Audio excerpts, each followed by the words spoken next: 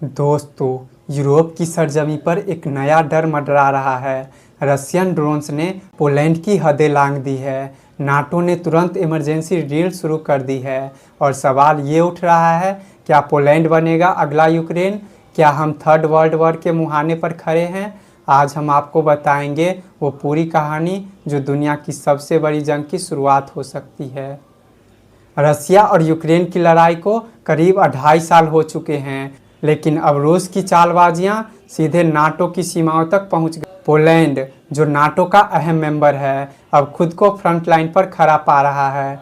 याद रखिए, नाटो का आर्टिकल 5 कहता है कि अगर हम में से किसी एक मेंबर पर हमला होता है तो पूरा नाटो उसे मिलकर उस पर हमला करेगा। यानी कि पोलैंड पर रशियन एग्रेशन पूरे नाटो के लिए वार ट्रिगर हो सकता है। पुलिस डिफेंस मिनिस्ट्री के मुताबिक रशियन ड्रोन्स पोलैंड की हदों में दाखिल हुए, एयर साइरन्स बजे, एयर डिफेंस सिस्टम एक्टिवेट हुए। रिपोर्ट्स कहती कि कुछ ड्रोन्स पोलिश टेरिटरी पर गिर भी गए। पीएम ने साफ कहा, this is not just an attack on Poland, this is an attack on NATO sovereignty. अब सोचिए, नाटो साइलेंट बैठ नहीं सकता और इसलिए नाटो ने तुरंत अपने बिगेस्ट वॉर ड्रिल शुरू कर दिए हैं। दोनों तरफ तैयारी चरम पर। रसिया ने शुरू किया है जापर 2025, एक मैसिव मिलिट्री एक्सरसाइज जिसमें हजारों ट्रूप्स, टैंक्स और मिसाइल्स बॉर्डर के पास तैनात किए जा रहे हैं।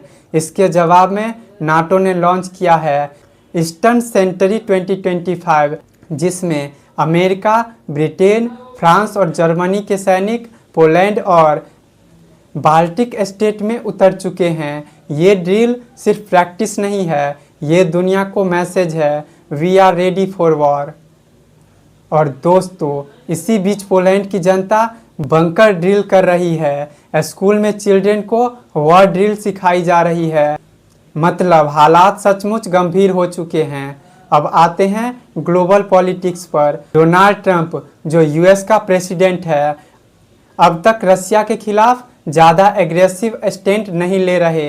एनालिटिक्स कह रहे हैं ट्रंप चाहेंगे नाटो पैसे खर्च करे, लेकिन यूएस ट्रूप सीधे वॉर में ना उतरे। दूसरी तरफ नाटो के नए चीफ मार्क रूट ने साफ कहा है, if Russia dares to touch Poland, NATO will respond military. Germany, France और यूके ने भी अपने फाइटर जेट्स और मिसाइल ईस्टर्न यूरोप में भेजने शुरू कर दिए हैं।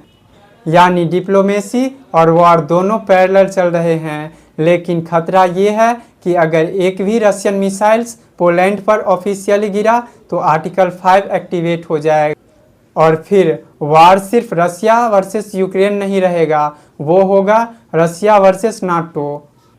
तो दोस्तों, पिक्चर साफ है। रसिया ड्रोन्स के साथ पोलैंड की टेस्टिंग कर रहा है। नाटो अपनी ताकत दिखा रहे हैं। पोलैंड खुद को नेक्स्ट फ्रंट लाइन मान रहा है।